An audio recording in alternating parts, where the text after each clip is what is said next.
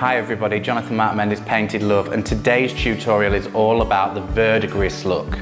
I'm going to work on this beautiful Grecian urn, which I picked up from a car boot sale in the UK, and if you're in America that would be probably a yard sale. I paid £8 for 2 of these. You could pick these up from a garden centre, probably a Home Depot or something like that. They're just plastic, very lightweight, and they're already in a black colour, so it's a good base to start from.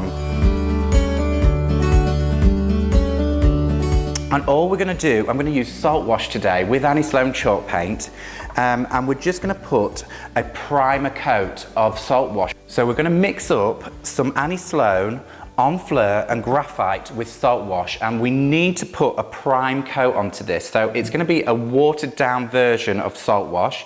This will help all the other layers of paint and salt wash adhere to the plastic really well. So all we're going to use is, we've got the salt wash here. I've got this lovely measuring cup, but I don't measure anything, so I'm just going to show you how I do it. I'm going to take some paint. I'm going to go probably about half and half Enfleur. We don't need too much of this. That's the Enfleur. And a little bit of graphite. So we're going to make sort of a bronzy colour. This is the colour that I want to be at the base of this. And we'll use a little bit of salt wash. So I'm going to put probably half a scoop of salt wash, if we can get into the tin. That's it. So half a scoop salt wash into there. And I've got my salt wash mixie stick. And we need some, we've got some water here. So probably the same amount of water as paint, salt wash. We just really need a runny version, but we've put the salt wash in there just to help the next layer adhere to the plastic. So as you can see, look, if I hold that up, it's quite trickly, quite runny. So I'm happy with that. We may need to add more water because the salt wash does thicken up. That's what it's made for. So if it thickens up too much, I will add more water. I'm going to take this out of the way. That's that. And the water. And all we're going to do is literally, it feels good. Yeah. And we're just going to add some paint to the piece. Now, luckily for me, this piece has already got texture to it. It's inbuilt into this, so which is great for the piece, but we're going to add more texture, and this will make sense when we do the verdigris finish to it. So adding texture to your piece, you could have a completely smooth piece, and we really want to add the salt wash to make those textures. I have got a little bit of scrap wood to the side, so I'm going to show you on that as well as the piece, because I don't think it's fair that I've already started with a textured piece anyway. So I'm going to show you on a piece of wood as we go along through the process. As you can see, just cover the whole item, your plastic item, with this scrub coat, like so. And then we'll leave it to dry, and then we'll prep for the next part, which will be a thicker version of the same colour. So I'm not going to do the inside of the pot, I'm only going to do the outside. I don't see there any point doing the inside because there's going to be soil inside there with some plants maybe. So make sure any what way with the brush, and I'm just making sure I fill all of the detailed areas. That's about it. So nothing too perfect. We're just going to set this aside to dry. We'll leave it on there to dry for a moment, and we'll pick up my piece of wood.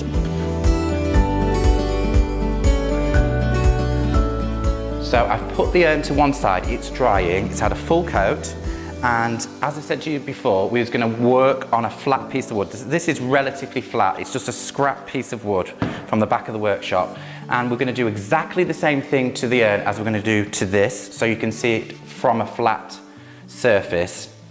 And all we're going to do is just give it, again, a scrub coat, and then once these two pieces dry, we will move on to adding texture with the salt wash. So that's all you need there. So if this was a piece of plastic with a smooth finish, this is all you need to do. Scrub coat first, and then we'll add the texture.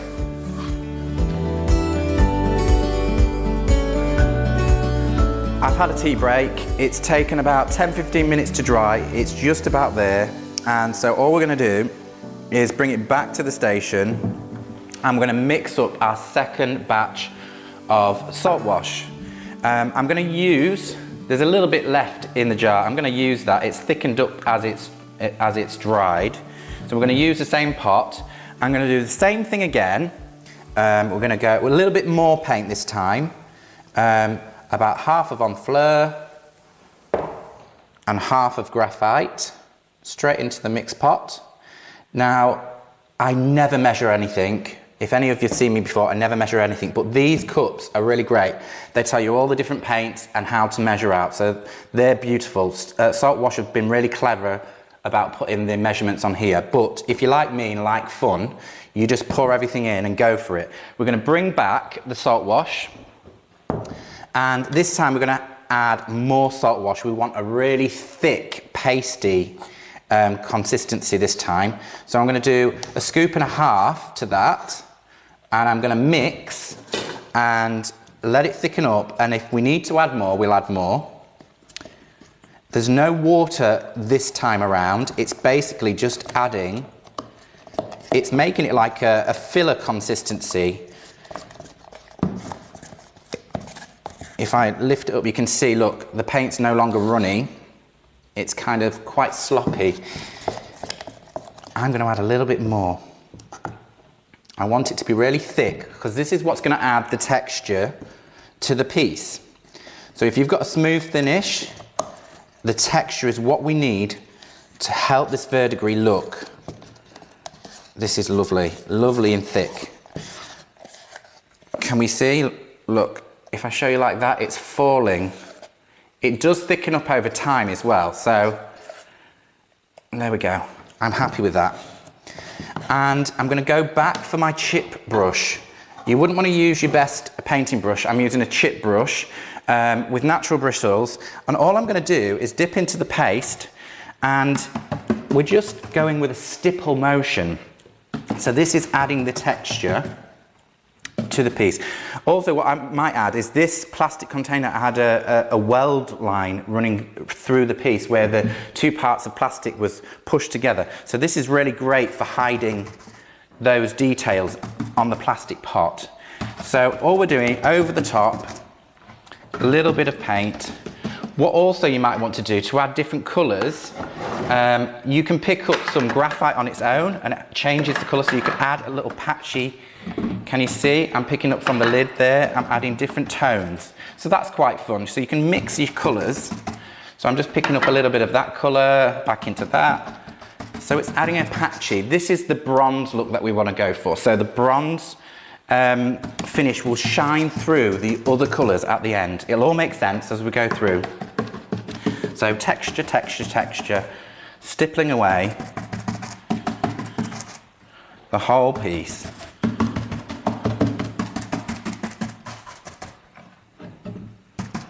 There's no rhyme or reason how I'm doing this. I'm just literally, the more your brush gets stabbed at the end, the more texture it creates in the brush. So you might want to keep a brush especially for this. It's good exercise as well, this. Have fun.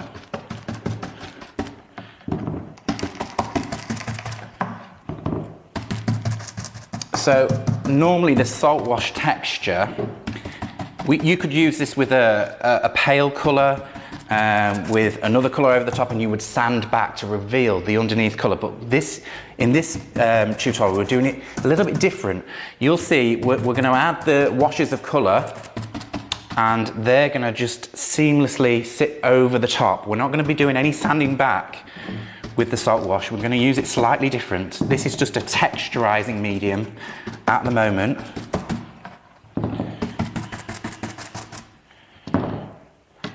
Pick up another bit of colour, more graphite at the bottom.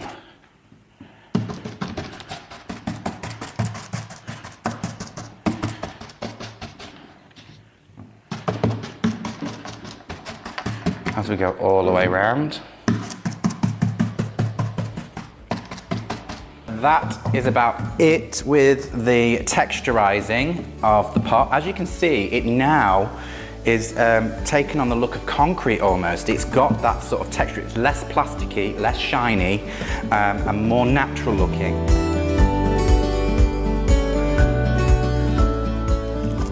We're going to put this to one side again. We're going to allow it to dry off. This might take a little longer because there's more product there, but we will, as I promised, we'll keep on working on the flat piece as we go along. So back to the board.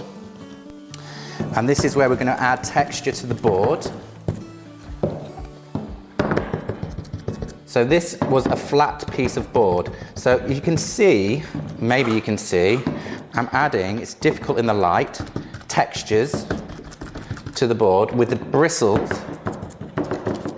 So this is also hiding the grain of wood, which is great.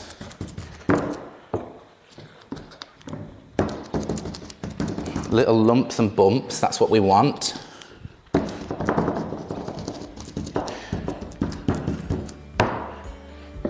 And the great thing about this, as it dries, if you go back and add a bit more, it kind of picks up more textures, and it really is a lovely product to work with.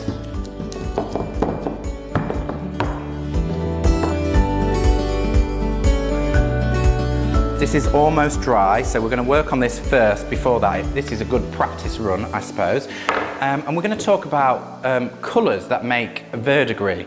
And also, at this point, if you want to go for a zinc look, a good combination to use at this point would be Annie Sloan Louis Blue with maybe a touch of Old Violet. So exactly over this tone. If you put a wash over the top of this and allow it to drain through, you're going to get a zinc-like finish. But we're not doing that today, we're doing verdigris, but that's just another option to get that zinc look. So all of the colours in Annie's range, number one, you could just, if you want to use one colour, a great colour to use would be duck egg. So that's one combination. Also, if you look at verdigris, Amsterdam green, the deep greens in the deep part of the verdigris, we're going to use this as our first coat.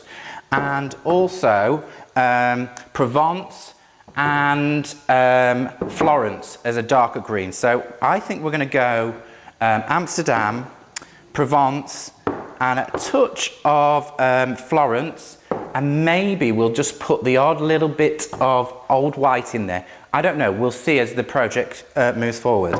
So all we're going to do for this part, normally you wouldn't mix these all up in one go. I'm just going to do it, so I've got them to hand and ready. I've got some little bowls, and we're going to just basically, each colour, we're going to pour a little bit of each colour into these are old cans, as you can see, so there's just little bits left. These are the cans that I use when I'm mixing colours a lot of the time, so I'm not worried too much about contaminating the colours. There's a little bit of paint there, that's the Provence. Let's get the Amsterdam green. A bit of Amsterdam green in there. In the white bowls you can see the colours, they look great. Pack them away. I don't think I'm gonna go with the duck egg. We're gonna stick with these colours.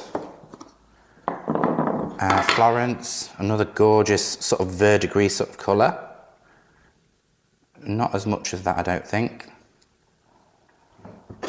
And we're going to have a little bit of old white to hand. So only a little bit of old white. There we go, a little blob of old white. That's that. And what we're going to need, water. So we're going to need a mix stick again. And each one of these, I'm going to basically add just a touch of water just to loosen the paint. You can see, not too much.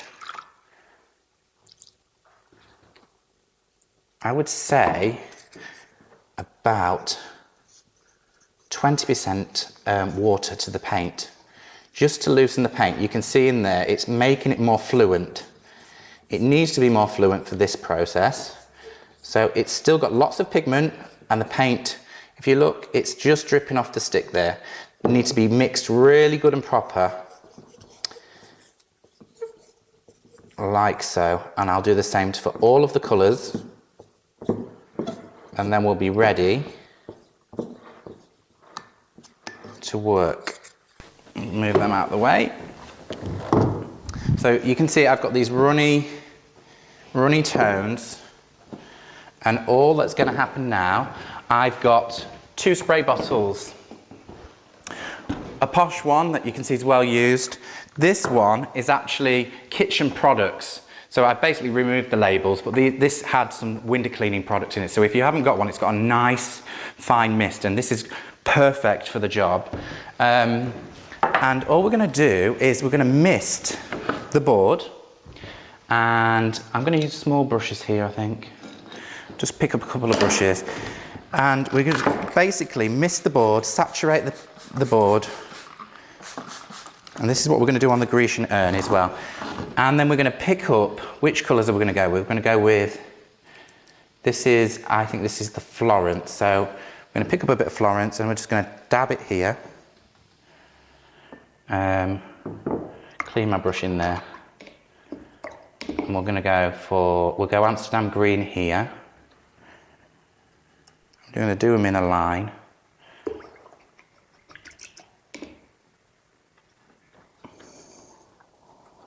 That's the Provence. We'll do more of the Provence, seems that's the colour I'm going to use more of. And then we're just going to spritz these, and all that we're going to do is allow this to travel. So this is what we're going to do on the urn. As you can see, you might see in the close-up, now the texture in the paint, you can see why we've added the texture. So it's just picking up sort of different lumps and bumps, and with the layers of the colour that we're going to do over the Grecian urn, it's going to really show up lovely. So that'll give you an idea of why we put the texture in. I'm going to set this to one side, we're going to leave this to dry, and we're going to move on to the Grecian urn.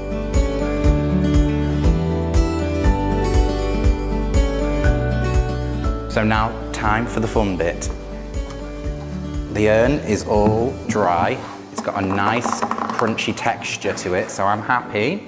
And what we're going to do is I've got this little aluminium foil tray. You could use any tray, because I want to catch, this is a baking tray actually, but I want to catch any of the water that might spritz down.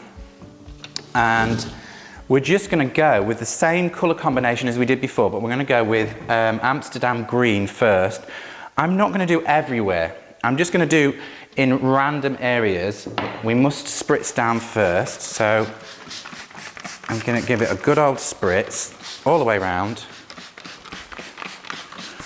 Saturate the whole piece, like so. This will help the paint move on top of the salt wash.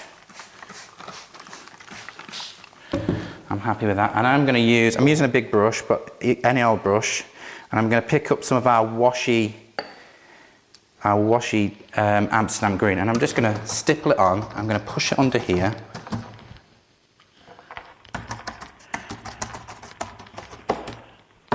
And I'm not going to do everything, I'm just going to do some random areas, mainly underneath, a little bit on the top.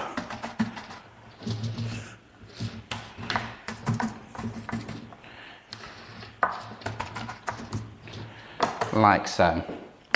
And then we're going to use plenty of moisture again to move that paint about. And this should send it south. That's where we want it to go. Everything needs to head down. As you can probably see on the camera, it's all heading down. And I'm happy with that. I'm going to leave this to dry just a little bit. I'm not going to let it all come out, all of the moisture come out, but just going to let this set in just for a few moments, about 5 more minutes, and then we'll move on to the second colour.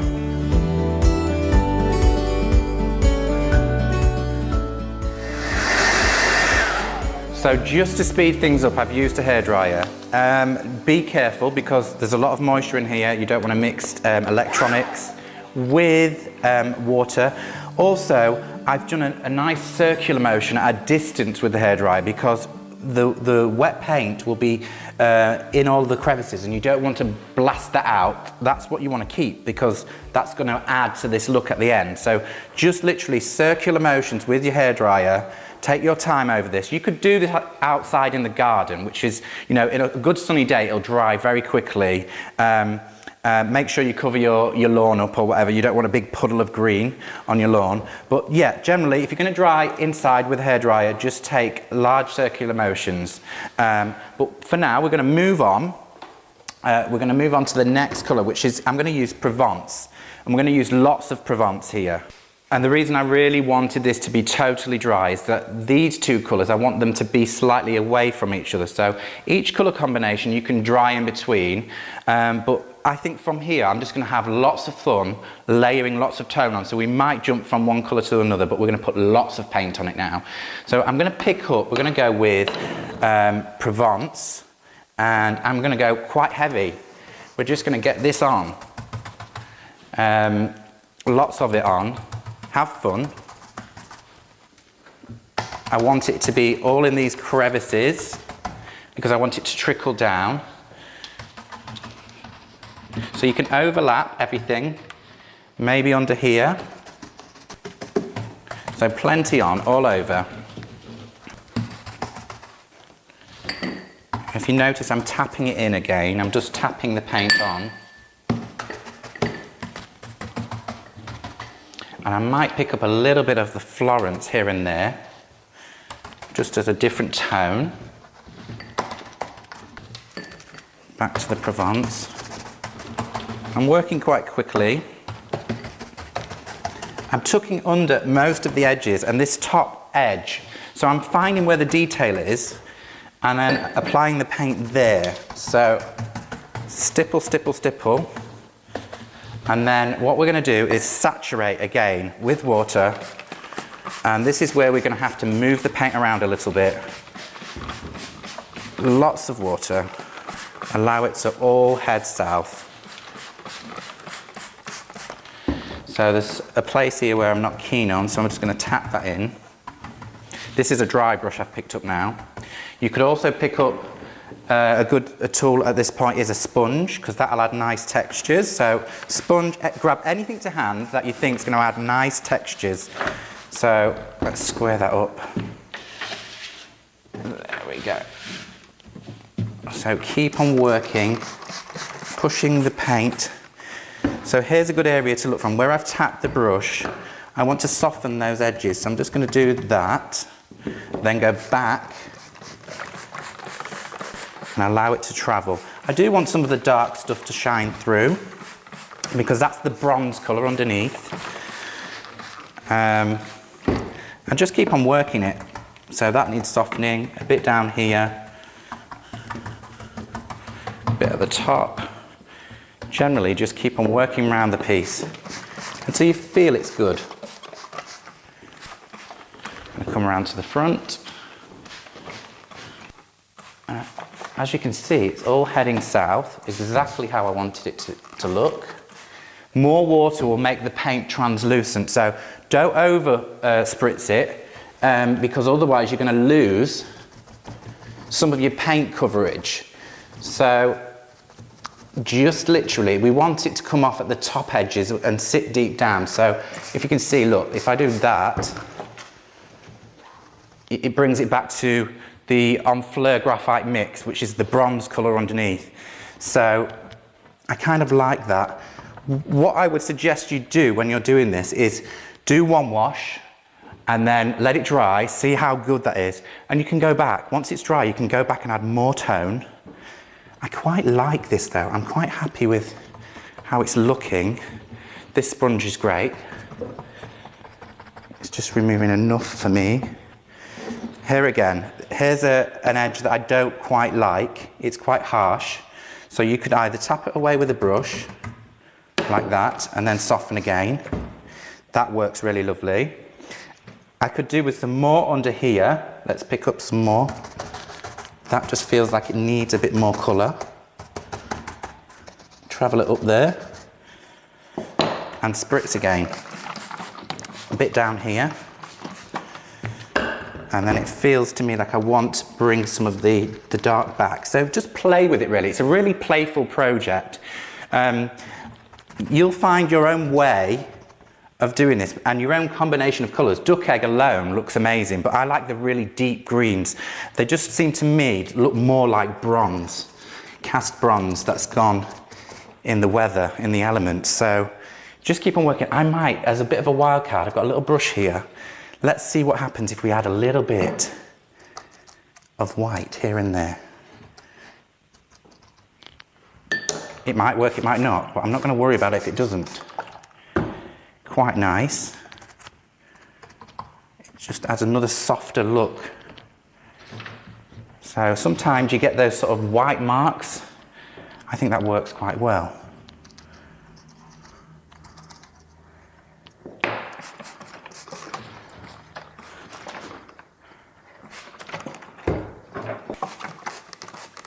And there we go. So I'm going to leave this dry and then we can have a good look of what we've got.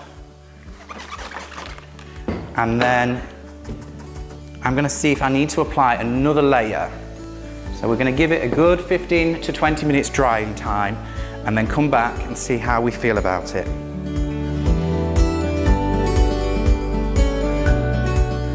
So here we have it. It's all dried, and not very often do I get to this point and don't choose to do it again. It absolutely has come out fabulously well. And as you can see, I've been simultaneously working on the second one. So that's there drying. And all that's left to talk about is finish. Now, the finish has got to do with where the item is going to be. These, for me, are coming home and they're going in my entrance porch. So I've chosen to wax them.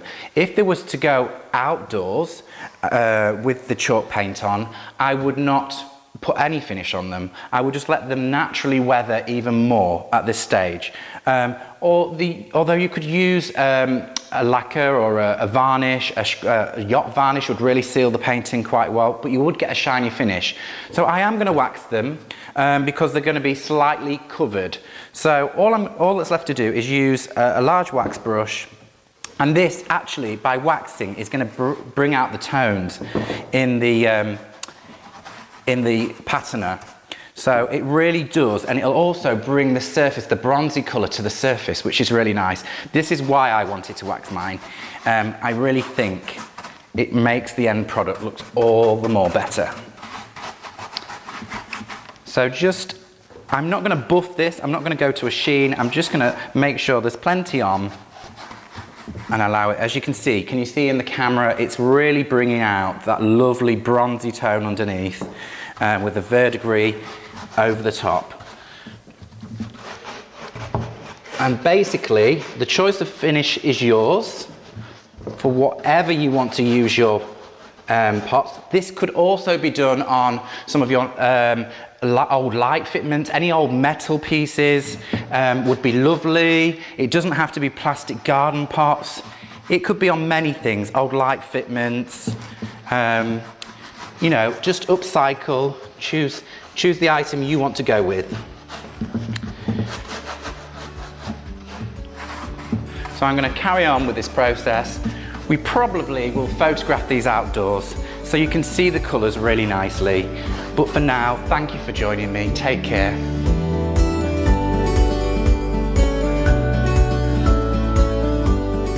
So I could not be happier with the end result to this pot. As you can see, it looks really heavy, but it's not, it's just plastic. And if you want to challenge yourself and do different colours, this piece behind me was done exactly the same way. There was just a little bit of Barcelona orange, Arles, and some primer red deep beneath the first layer. So you can create any sort of pattern that you really like in this fashion. So go and try it yourself, and I hope you enjoyed it.